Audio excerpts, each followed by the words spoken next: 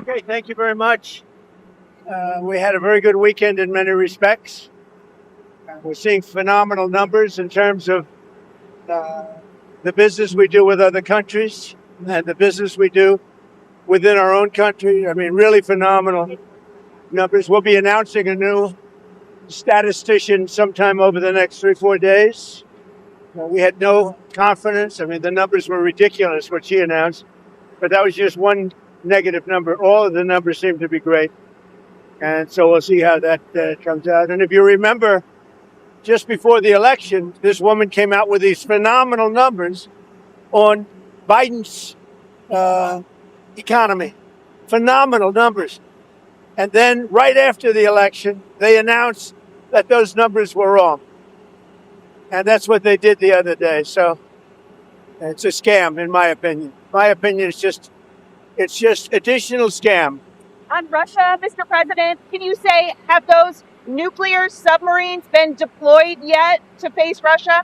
I've already put out a statement, and the answer is they are in the region, yeah, where they have to be. Can you say what Steve Witkoff's message will be to the Russians? Is there anything they can do to avoid sanctions at this point? Yeah, get a deal where people stop getting killed. They had a number that just came out that a tremendous number of Russian soldiers are being killed. And likewise, Ukraine, a lower number, but still thousands and thousands of people. And now we're adding towns where they're being hit by missiles. So it's a lot of people being killed in that ridiculous war. And, you know, we stopped a lot of countries from war, India, Pakistan. We stopped a lot of countries. And we're going to get that one stopped, too. Somehow we're going to get that one stopped. That's a really horrible war. You heard about Cambodia and Thailand.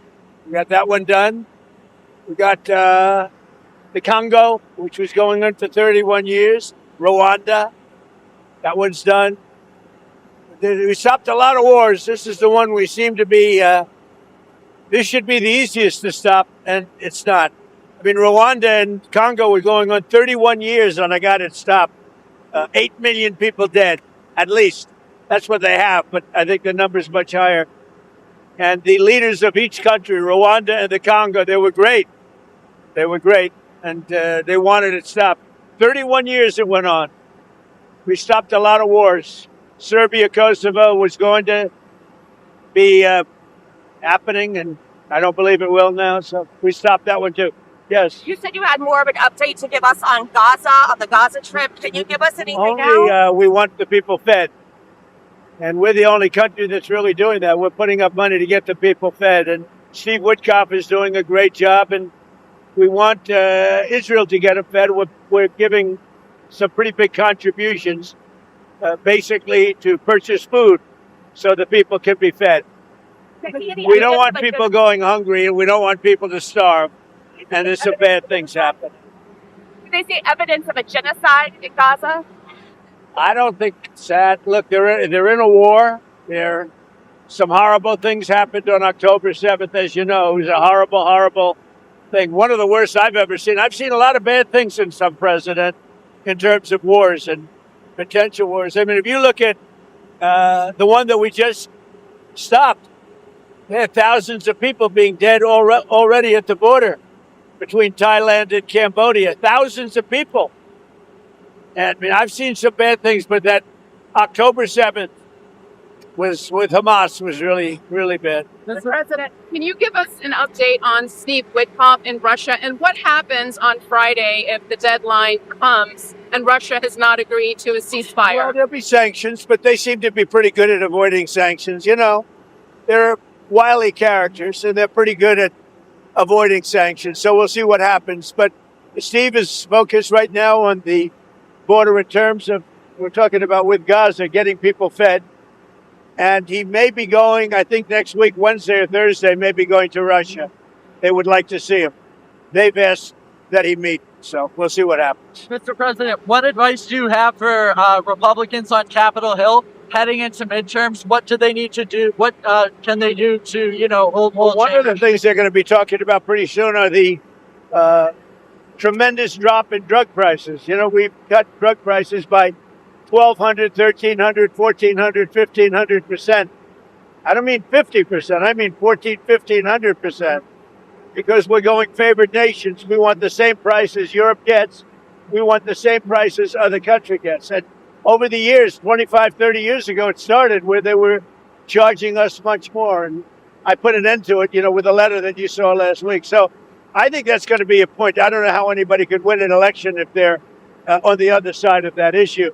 So we'll be dropping drug prices. It'll start over the next 2 to 3 months by 1,200, 1,300, and even 1,400% and 500%, but not just 50% or 25%, which normally would be a lot, because the rest of the world pays much less for the identical drug, and we're going to be paying the same thing. We're going to have a favored nations.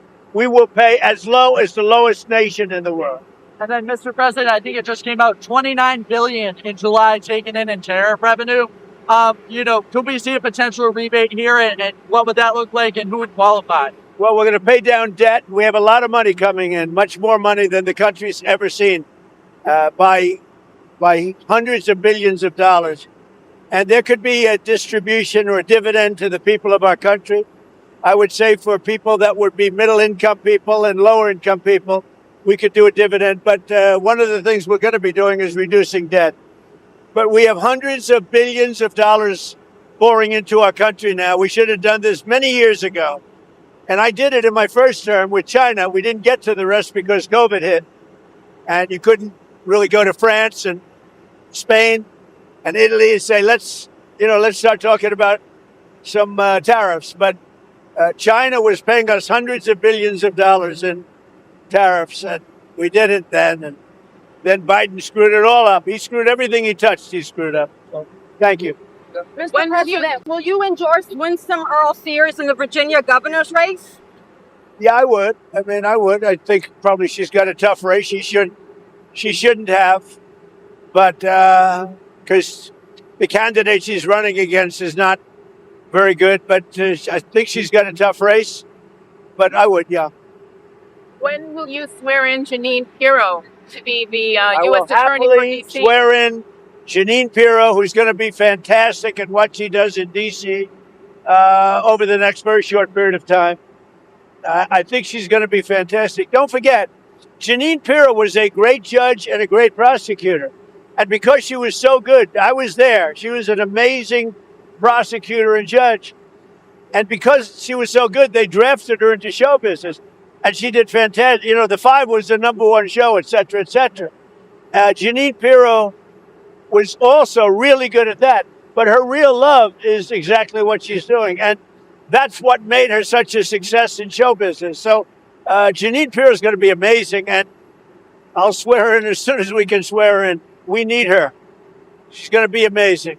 Mr. President, are you happy with how the Rose Garden turned out? And will you have some kind of event for Rose Garden? Are you happy with how it turned out? Great reviews on the Rose Garden. And we had to do it. As an example, when we had a press conference, you'd sink into the mud. And it was grass and it was very wet, always wet, damp, but wet. And if it rained, it would take 3, 4, 5 days for it to dry out. And we couldn't use it for really the intended purpose. So whether they had events or they had news conferences, we couldn't use it. And it's a beautiful white stone, and it's a stone that's the same color as the White House itself. And because it's very white, it's going to reflect the heat. It's not going to be very hot, like if you had a dark stone. So, yeah, we've gotten great reviews on the Rose Garden. Any update on the search for the Federal Reserve Board? Have you been interviewing candidates? No, I have a couple of people in mind. I'll be announcing somebody for the filling of the person that left. A woman left, as you know, who was a Biden appointment, either Biden or Obama, but I think a Biden appointment. And she left early. And I think she left because she agreed with me on interest rates. And yet they were on the other side of the ballpark, right? So I'll be announcing that probably over the next couple of days. Okay. Mr. President, Mr. President, one more on tariffs here. As you continue to, pile up these trade deals, are you kind of gaining more leverage over countries that haven't come out, made a I'm deal? not looking for leverage. I'm looking for fairness. We want reciprocal as much as possible. Sometimes reciprocal would be too much for them to handle because it would be a much bigger number. But we want to see some reciprocity. We want to see reciprocal wherever we can. And all I can say is this: our country will be taking in hundreds of billions of dollars. You just said it. Already we're taking in, billions and billions of dollars. And it was very unfair. The world treated us very unfair. But the next big move is going to be the price of drugs. Because you could buy something in London or in Germany, someplace in Germany or many countries where it's 1/10, 1/3, 1/4, but sometimes 1/10 the price of what it costs to buy it in New York or some other place. And we're not doing that anymore. We're not allowing that anymore. That started many years ago when people were asleep at the wheel in this country, and they allowed that to happen, and I'm stopping it. I'm a UN ambassador. Will that still be a cabinet level position, sir, or not? I don't know. I haven't determined that yet. Oh, that's a good question. I'll make a decision. He's a very good guy, but I'll make a decision. Mr. President, what is your relationship with Laura Loomer? What kind of influence with Laura Loomer? What kind of influence does she have in I the think White she's House? very nice. I mean, I know she's known as a radical right, but I think Laura Loomer is a very nice person. I've known her for a long time. And, personally, I think she's a patriot. And she gets excited because of the fact that she's a patriot. And she doesn't like things going on that she thinks are bad for the country. I like her. Mr. President, actress Sydney Sweeney, it came out this weekend that she was a registered Republican. Any thoughts on that? Who was? Sydney Sweeney, she's like a very hot actress right She's now. a registered Republican? Yes. Oh, now I love her ad. Is that right? Is Sydney Sweeney? You'd be surprised at how many people are Republicans. That's what I wouldn't have known, but I'm glad you told me that. If Sydney Sweeney is a registered Republican, I think her ad is fantastic. Okay, thank you very much, everybody. Thank you, Mr. President.